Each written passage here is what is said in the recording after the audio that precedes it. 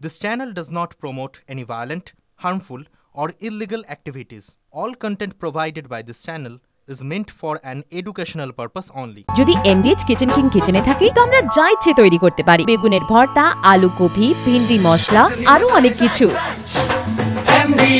MDH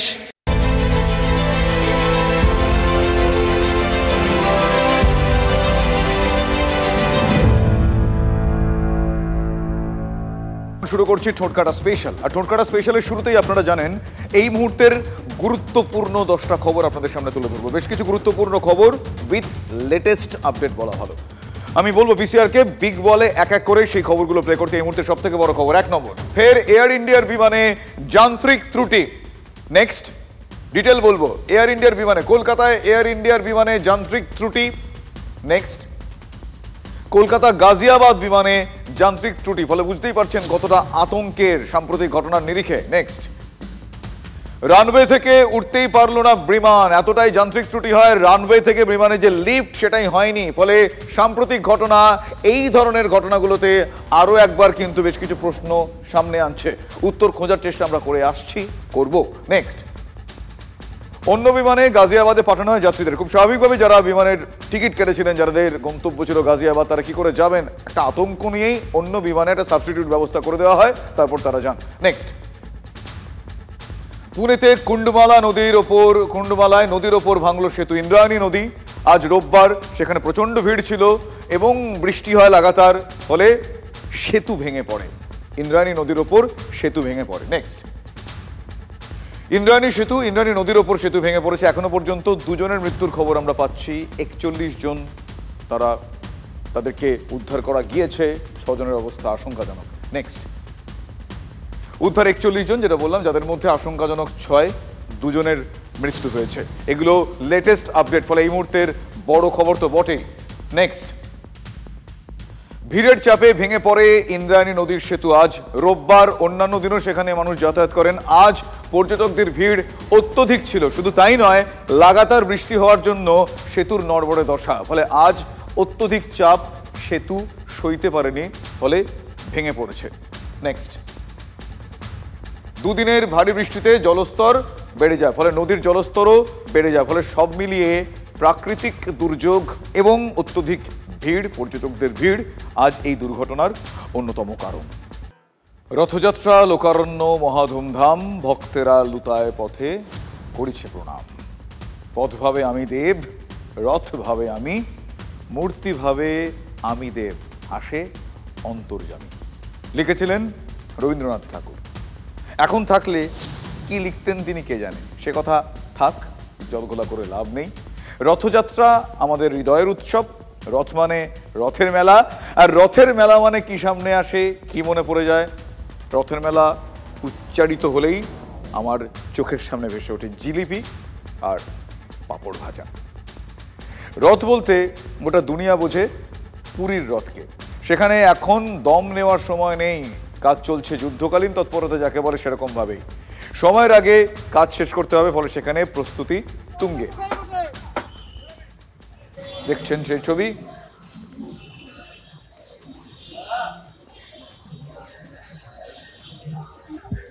बहुत ऐसा लगता है जो हमारे बनाए हुए कार्य में जो सारा विश्व देखता है, विश्व प्रसिद्ध यात्रा होता है, तो बहुत गर्व महसूस है। तो स्कूल में हम जन्म लेके ये कार्य करने के लिए जन्म लिया है, उनका सेवा में नियोजित होकर हर साल ये काम करते हैं। बहुत बड़ी बात है हमारे लिए। बहुत अच्छा लगेगा क्योंकि हमारा जो 2 महीना का जो परिश्रम है उसका फल हमको मिलेगा जब महाप्रभु इसके ऊपर आके बैठ जाएंगे। তবে ওই যে আপনাদের বললাম, রথ মানে রথের মেলা, আর রথের মেলা মানেই জিলিপি পাঁপড় ভাজা, কিন্তু সেসব দিনও এখন অতীত। অন্তত বেশিরভাগ জায়গায় সেসব দেখা যায় না। দুটো ছবি আপনাদের দেখাচ্ছি। এবারই প্রথম রথযাত্রা বেরোবে সদ্য উদ্বোধন হওয়া দীঘার জগন্নাথ মন্দির থেকে। মন্দির উদ্বোধন করেছিলেন স্বয়ং মুখ্যমন্ত্রী মমতা বন্দ্যোপাধ্যায়। রথযাত্রায় যোগ দিতে আগের দিন তিনি পৌঁছে যাবেন দীঘায়। প্রস্তুতির দায়িত্বে কলকাতা ইসকনের সহ সভাপতি রাধারমন দাস। কলকাতা ইসকনের রথযাত্রাতেও এবার চমক। এবার ইসকনের রথে বোয়িং 747 বিমানের চাকার বদলে থাকবে সুখোই 30 যুদ্ধ বিমানের চাকা। যুদ্ধ বিমানের চাকা এবার রথের চাকা। রথ কি এবার তাহলে যুদ্ধে চলল, এই প্রশ্ন রাখলাম। অংশগ্রহণকারী আর দর্শক মিলিয়ে 1.5 কোটি ভক্ত এবারে রামনবমীতে সামিল হয়েছেন। ঐতিহাসিক রথযাত্রাটাকেও তাই করতে হবে। রণবাদ্যি বাজিয়ে দিয়েছেন বিরোধী দলনেতা। ভোট যুদ্ধে এবার রথযাত্রাও অস্ত্রের ভূমিকা পালন করছে। বুধবার বিভিন্ন রথযাত্রা কমিটির সঙ্গে শুভেন্দু অধিকারী বৈঠক করেন, সাধুসন্তরাও ছিলেন। বৈঠকের পর কি বলেছেন শোনাব আপনাদের। এই কর্মসূচিতে নাম দেওয়া হয়েছে হিন্দু ঐক্য গড়ে তুলুন, রথযাত্রা পালন করুন।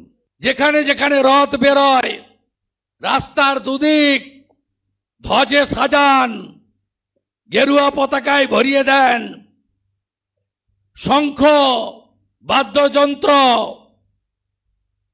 সব নিয়ে দলে দলে সনাতনীরা রামনবমীর মতো রাস্তায় বেরোন। কোন সাধু সন্ত নন, একজন রাজনৈতিক নেতা হিন্দু ঐক্য গড়ে তোলার ডাক দিচ্ছেন।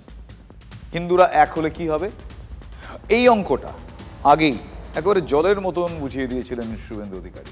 আর সেই ফর্মুলাতে রাইট চিহ্ন দিয়ে গিয়েছেন কে? अमित शाह। बंगाल विधानसभा में जिनके खड़े होते ही दीदी को डर लगता है, ऐसे हमारे विपक्ष के नेता শুভেন্দু অধিকারী জি। হিন্দু 39% এককাট্টা হয়েছে বলেই আমরা 2,33,27,000 ভোট আর 5% হিন্দুকে আমাদের পক্ষে ভোট করাতে হবে। थोड़ा फासला बाकी है, आप 40% तो क्रॉस कर गए हो, 4-5% आगे बढ़ना है। 4-5 ধর্ম নয়, অঙ্কটা বিলকুল রাজনীতির।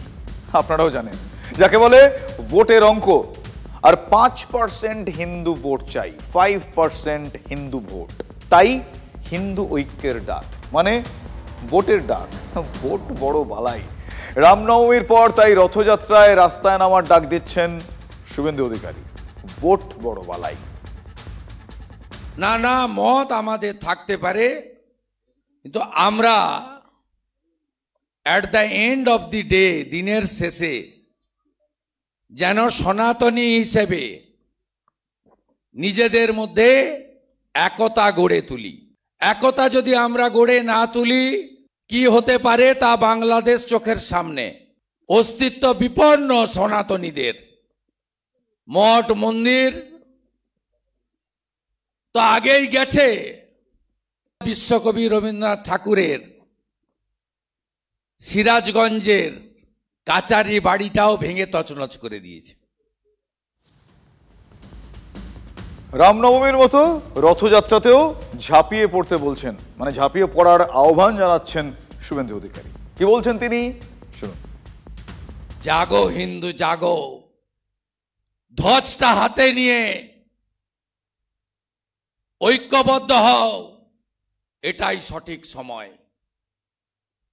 আমি অত্যন্ত খুশি, দোল পূর্ণিমার আগের দিন বলেছিলাম এবারের রামনবমী ঐতিহাসিক করতে হবে। বলেছিলাম একটু তাকত দেখান। অংশগ্রহণকারী আর দর্শক মিলিয়ে 1.5 কোটি ভক্ত এবারে রামনবমীতে সামিল হয়েছেন। ঐতিহাসিক রথযাত্রাটাকেও তাই করতে হবে। শুভেন্দু এমনভাবে বললেন যেন তার ডাকেই রাজ্যে বিপুল উদ্যমে রামনবমী পালিত হয়েছে। বিজেপি ধর্মকে রাজনীতির অস্ত্র করছে বলে বিরোধীরা অভিযোগ যখন তুলছে, তখনই সেটা দোষের হয়ে যাচ্ছে। হতে পারে ওই যে শুরুতেই বললাম, ভোট বড় বালাই, ফলে ভোটের কারণে অনেক ইকুয়েশনস, অনেক রিয়াকশনসও মাথায় রাখতে হয়। এবারে রথযাত্রাকে ঐতিহাসিক করার ডাক দিয়েছেন শুভেন্দু অধিকারী। কিন্তু কি কাণ্ড হচ্ছে একবার দেখুন। রথ নিয়ে তেড়ে ফুড়ে নামার বদলে মাথায় তুলসী গাছ নিয়ে মিছিল করছেন কে? অর্জুন সিং। আর বৃষ্টির মধ্যে মাথায় ছাতা নিয়ে তুলসী গাছ আর গীতা বিলিয়ে বেড়াচ্ছেন কে? সজল ঘোষ। দুটো আলাদা আলাদা উইন্ডোতে এই মুহূর্তে আপনাদের সেই ছবিই আমরা দেখাচ্ছি। সজলের কথা শুনুন এবার, কি বলছেন তিনি। তুলসী দেওয়ার কোনো কারণ হয় না। তুলসী পবিত্র, শুধু ঈশ্বরের পুজো হয় তাই দিয়ে বলে নয়, তুলসী মানুষের প্রাণ রক্ষা করে, মহৌষধি। তাই তুলসী গাছ দিতে আর ভগবত গীতা দিতে কোনো কারণ খুঁজতে হয়। ঠিক শুভেন্দু অধিকারী যে স্টাইলে মিছিল করেছিলেন, সেই মিছিল সেই স্টাইলে মিছিল করছেন ব্যারাকপুরের প্রাক্তন সাংসদ অর্জুন সিং। মহেশতলা রবীন্দ্রনগরে যেভাবে হিন্দুদের উপরে অত্যাচার হয়েছে, যেভাবে হিন্দুদের মন্দির ভাঙা হয়েছে, তুলসী গাছের যে আমাদের তুলসী যাকে আমরা সম্মান করি তার গাছটা তুলে ফেলে দেওয়া হয়েছে, ভেঙে দেওয়া হয়েছে, এর প্রতিবাদে সারা বাংলার হিন্দু প্রতিবাদে নেমেছে। যেভাবে মুসলমানের অত্যাচার চলছে, বাঙালি হিন্দু আর বাঁচতে পারবে না। এই 2026-এ যদি হিন্দুদের এটা লাস্ট ভোট, এরপরে যেরকম 9টা জেলা চলে গেছে, কলকাতা চলে গেছে, সারা বাংলা মুসলমানদের হাতে চলে যাবে। ব্যাক টু ব্যাক শোনালাম আপনাদের, পরপর শোনালাম। ফলে সজল ঘোষ যতই বলুন তুলসী গাছ বিলোনোর কারণ লাগে না, তা বললে হয়? খামোখা এক রাজনীতির প্লেয়ার, হ্যাঁ রাজনীতির প্লেয়ারই বটে, এক রাজনীতির প্লেয়ার, তিনি অন্য কিছু না নিয়ে তুলসী গাছ বিলোতে যাচ্ছেন, মাথায় নিচ্ছেন। কারণটা যে কি সেটা আবার অর্জুন সিং স্পষ্ট করে দিয়েছেন। মহেশতলার অশান্তি আর 2026-এর কথা তুলে দুয়ে দুয়ে 4 করে দিয়েছেন। অঙ্ক, আবারও শুরুতে বলেছিলাম শুধুমাত্র ইকুয়েশন নয়, এক্ষেত্রে অঙ্কও আছে। মহেশতলার অশান্তির পরেই হাতে তুলসী গাছ নিয়ে রণাঙ্গনে নেমে পড়েছিলেন শুভেন্দু অধিকারী এবং সুকান্ত মজুমদার।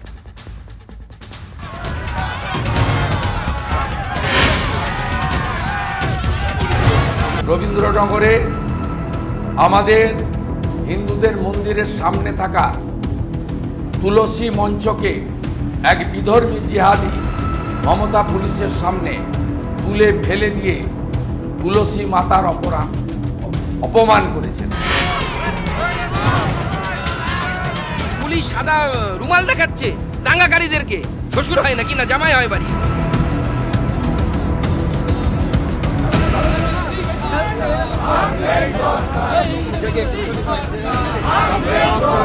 মাথায় আর তুলসী মঞ্চ তিনি নিয়ে যাচ্ছেন, পায়ে হাঁটছেন। সাত্বিকতার সঙ্গে মা তুলসীর অপমান সইবে না হিন্দুস্তান। তুলসী গাছ উৎপাদিত করেছে, মাতা তুলসীকে উৎপাদিত করেছে, তার বিজেপির সরকার 26-এ তৈরি হওয়ার পরে এমন অবস্থা করা হবে সে নিজে জেলে বসে বসে তার প্রত্যেকটা চুল নিজে টেনে টেনে উপড়বে। বিজেপির হাতে কোনো কিছু নেই, বাংলার টাকা দেয় না, বাংলার মানুষের কাছে প্রত্যাখ্যাত, ধর্মের নামে ভেদাভেদ, এখন তুলসী নিয়ে, এগুলো সব জালি হিন্দু এই বিজেপি গুলো। চৈতন্যদেবের মাটিতে গতকাল মমতার পুলিশের সামনে এক বিধর্মী মা তুলসীকে তুলে ফেলে দিয়েছে রবীন্দ্রনগর থানা। যে পুলিশের মা বোনেরা গালি খাচ্ছে, যে পুলিশ মার খাচ্ছে জিহাদিদের হাতে, সেই পুলিশ বিজেপিকে আটকানোর জন্য যে পুরুষত্ব দেখায়, সেই পুরুষত্ব, সেই পরাক্রম জিহাদিদেরকে আটকানোর ক্ষেত্রে দেখায় না কেন? সুকান্ত মজুমদার তুলসী গাছ নিয়ে সেখানে যেতে চেয়েছিলেন যেখান থেকে তুলসী উপড়ে ফেলেছে, এটাই আমাদের অপরাধ। সামনে চলে এসছে সুকান্ত মজুমদার, সামনে দিকে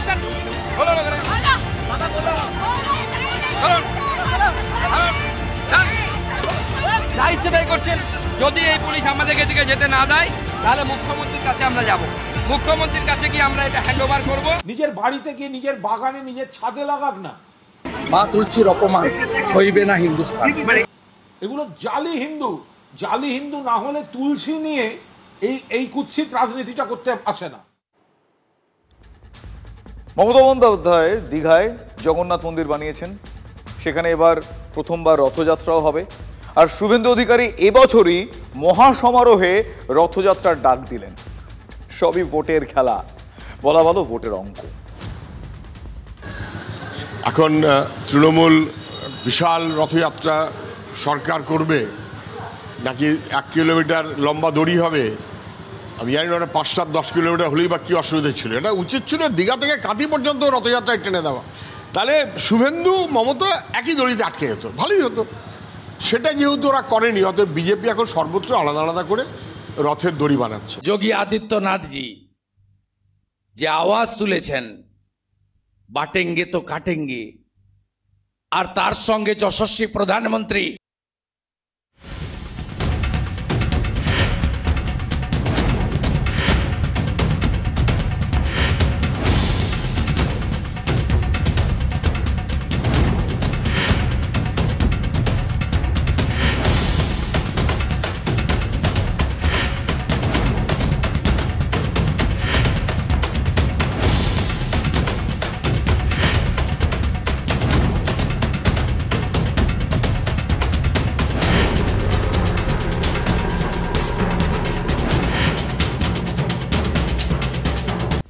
কতগুলো ছবি পরপর দেখালাম, আমরা একে বলি কোলাজ। জানেন, এই ছবি অনেক কথা বলছে ঠিকই, কিন্তু এই ছবি দেখে অনেকগুলো প্রশ্ন উঠছে, যে প্রশ্ন অনেকের তুলতে ভয় হচ্ছে, কিন্তু আমি ঠোঁট কাটা, আমার ভয় ডর নেই, আমি সেই প্রশ্ন আপনাদের হয়ে তুলব। প্রশ্ন 1, বন্দুক ছাড়া শাসন হয়? প্রশ্ন 2, বন্দুক ছাড়া কোট আনকোট শাসক মানায়? কারা শাসক কেডার আর কারা যে দুষ্কৃতী সেটা বুঝতে ইদানিংকালে আমাদের খুব অসুবিধা হচ্ছে, ঘেঁটে যাচ্ছে সিচুয়েশন। এই ছবিটা একটু বড় পর্দায় দেখুন, পিসিআর প্লিজ বড় পর্দা একবার চালাও। দেখুন, একটা উদ্বোধনী অনুষ্ঠান, বিগ বলে আপনারা দেখছেন উদ্বোধনী অনুষ্ঠান। কিভাবে উদ্বোধন হচ্ছে? হাসি মুখে, হকি টুর্নামেন্ট, হাসি মুখে উদ্বোধনী অনুষ্ঠান হচ্ছে, বন্দুক চালিয়ে, গুলি চালিয়ে। এই রাজ্যের ঘটনা, অন্যত্র নয়, বিদেশ ভাববেন না। যারা দেখেছেন এই ঘটনা আগে, এই ছবি আগে, তারা মনে করতে পারছেন এটা আমাদের বাংলা। এবার দেখুন, দুলাল সরকার, তাকে প্রকাশ্যে খুন করা হচ্ছে, গুলি চালানো হচ্ছে। এই রাজ্য মালদা আমের জন্য আগে বিখ্যাত ছিল, এখন বোধহয় বলতে হবে অস্ত্রের জন্য বিখ্যাত। দেখুন সেই ছবি, দুলাল সরকারকে নিয়ে যাওয়া হচ্ছে, গুলিবিদ্ধ দুলাল সরকারকে।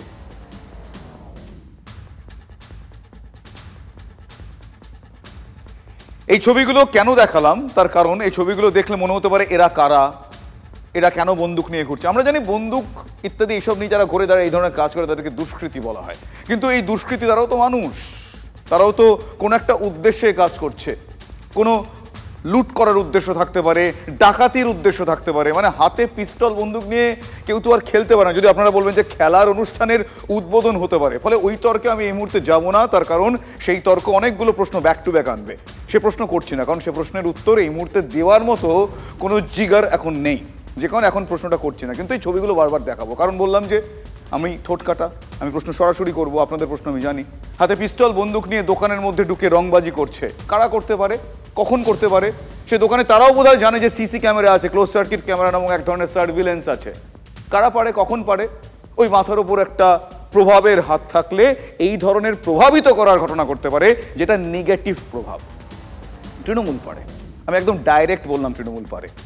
যদি আপনাদের কোনো প্রবলেম থাকে কোয়েশ্চেন করুন, ডাইরেক্ট আনসার আছে, ছবি আমি বলছি না। সিসিটিভি ফুটেজ আরও একবার দেখাবো, যারা দেখেছেন তারাও আরও একবার দেখুন, যারা এটা শুনে রেগে গেলেন তারাও দেখুন, যারা আনন্দ পেলেন তারাও দেখুন। সকলের গায়ে কিন্তু তৃণমূলের ট্যাগ রয়েছে, এটা আমি বলছি না, আমার বলার দরকারও নেই, আমাদের বলারও দরকার নেই। এরা মালদা কালিয়াচকের লোকাল মস্তান, হুলিগান। এরা তৃণমূলের দাদা, মানে কোট আনকোট দাদা, রক্তের সম্পর্ক বা অন্য কোনো সম্পর্কের দাদা নয়।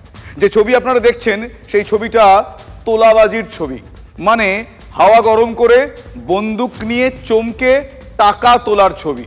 ফলে বুঝতেই পারছেন, এবং এদের গায়ে, এদের জার্সিতে তৃণমূল কংগ্রেসের নাম্বার লেখা আছে, যেটা জানতে পারা গিয়েছে। এটা কোনো বানিয়ে কথা না, কেউ বলছেও না। তৃণমূলের তোলাবাজি, কেউ স্কোয়ার ফিটে টাকা খান, কেউ আবার অন্যভাবে, কিন্তু খিদে খুব বেশি তাদের, তাদের টাকা খেয়ে পেট ভরাতে হয়, মন ভরাতে হয় এইভাবে।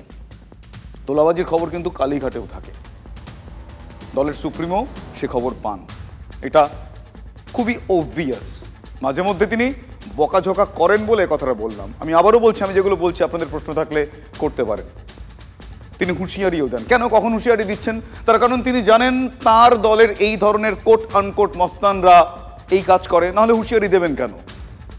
কিন্তু তার দলের কেউ যে আগ্নেয়াস্ত্র হাতে নিয়ে এভাবে প্রকাশ্যে তোলাবাজি করছে সেটা দলের শীর্ষ নেতৃত্ব জানলে, খোঁজ খবর করলে পদক্ষেপ কোথায়?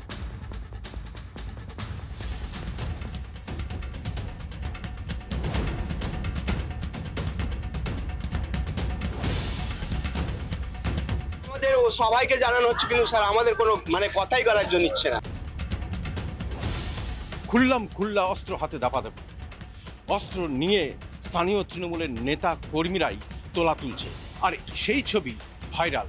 কালিয়াচক 1 নম্বর ব্লকের এই ঘটনা নিয়ে রীতিমতো শোরগোল পড়ে গেছে তৃণমূলের অন্দরে।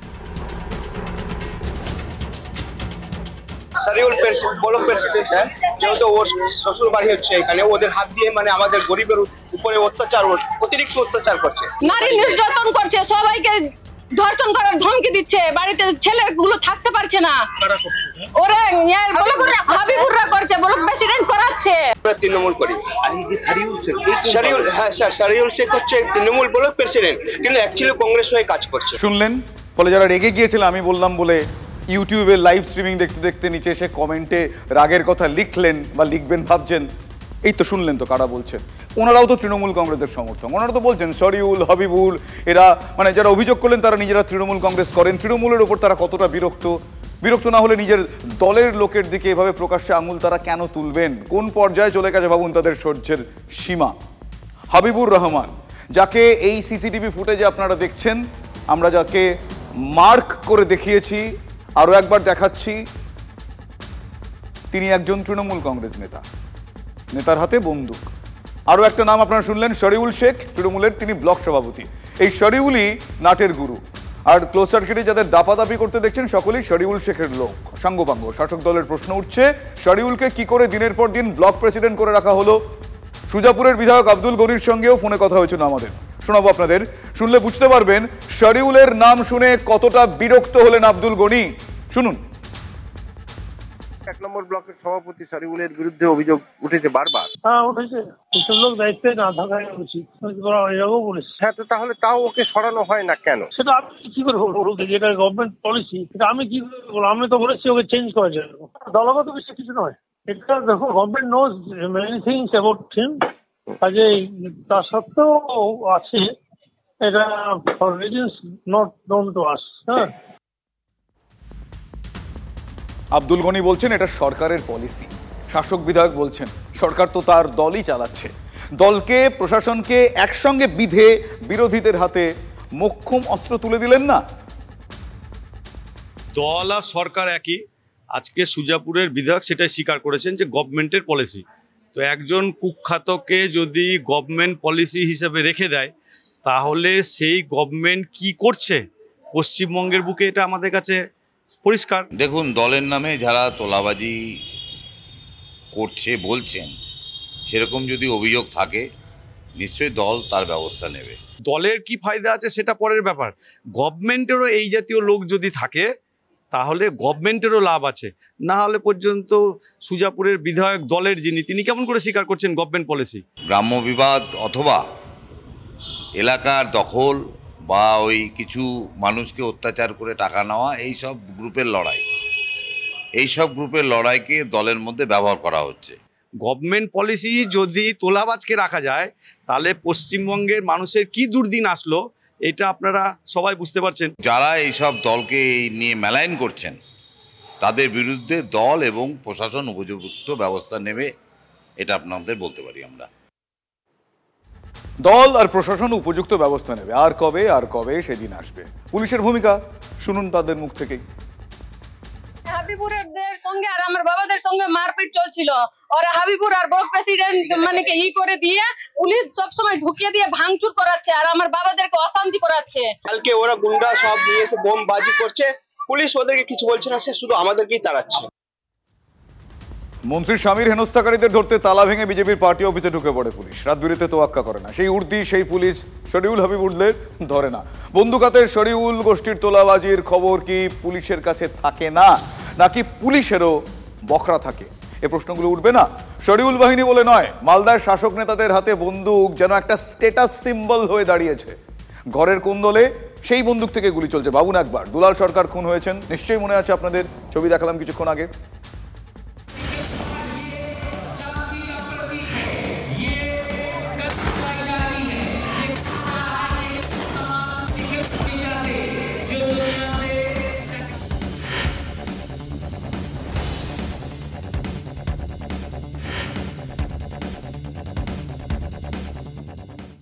সমস্ত জনপ্রতিনিধি তৃণমূল কংগ্রেসের, তারা সবাই তো হচ্ছে আগ্নেয়াস্ত্র ছাড়া তো তারা ঘোরে না, এবং আগ্নেয়াস্ত্রই হচ্ছে একমাত্র তাদের পাড়ের তরি। তাই আগ্নেয়াস্ত্র দিয়েই তো আজকে যত ঘটনা ঘটাচ্ছে, পশ্চিমবাংলায় যত দুষ্কর্ম হচ্ছে, যত রকমের অকাজ কুকাজ হচ্ছে, যত দুর্নীতি হচ্ছে, যত ঘুষ হচ্ছে, যত সরকারি টাকা লুট করছে, সব লুটের পেছনে হচ্ছে ওই সমস্ত গুন্ডা বাহিনী। এবং তৃণমূল কংগ্রেসের একেবারে ছোট থেকে বড় পর্যন্ত সবাই গুন্ডা নিয়ে তারা হচ্ছে রাজনীতি করে এবং গুন্ডাদেরকেই তারা প্রাধান্য দেয়। তাই পশ্চিমবাংলায় এখানে আমরা কখনো এটা হচ্ছে যে অবাস্তব তো কিছু না।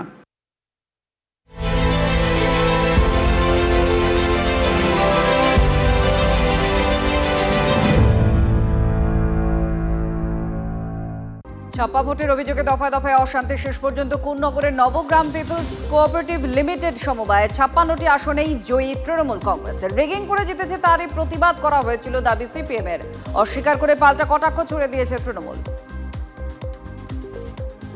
বিজেপি কর্মী সমর্থকদের মিথ্যে মামলায় ফাঁসানো সহ তোলাবাজির অভিযোগ পুলিশের বিরুদ্ধে। ওসিকে বদলির দাবিতে বিক্ষোভ হাওড়া গ্রামীণ জেলা বিজেপির। রাজাপুর থানার ওসির বদলির দাবিতে অবস্থান গেরুয়া শিবিরের। ইসলামপুর বাসস্ট্যান্ডে বাস থেকে আগ্নেয়াস্ত্র সহ গ্রেপ্তার এক, গ্রেপ্তার করল ইসলামপুর থানার পুলিশ। উদ্ধার 2টি দেশি আগ্নেয়াস্ত্র, একটি কার্তুজ। ধৃত উজ্জ্বল মোল্লা, মুর্শিদাবাদের পুরাতন সাহেবরামপুরের বাসিন্দা। ময়নাগুড়িতে জোড়া এটিএম লুটের ঘটনায় গ্রেপ্তার আরও এক। বৈকুণ্ঠপুরে জঙ্গল থেকে ধৃত ইরফান। এটিএম লুটের ঘটনায় ধৃতের সংখ্যা বেড়ে হলো 3। শনিবার গভীর রাতে বৈকুণ্ঠপুর জঙ্গল থেকেই আসলুপ এবং শামশের খান নামে 2 অভিযুক্তকে গ্রেপ্তার করে পুলিশ। উদ্ধার 20 লক্ষ টাকা। MDH চানা মশলা, এখন ছোলা হোক বা বরবটি দানা, সাদা চানা হোক বা কালো, সব রান্নাই হবে অসাধারণ।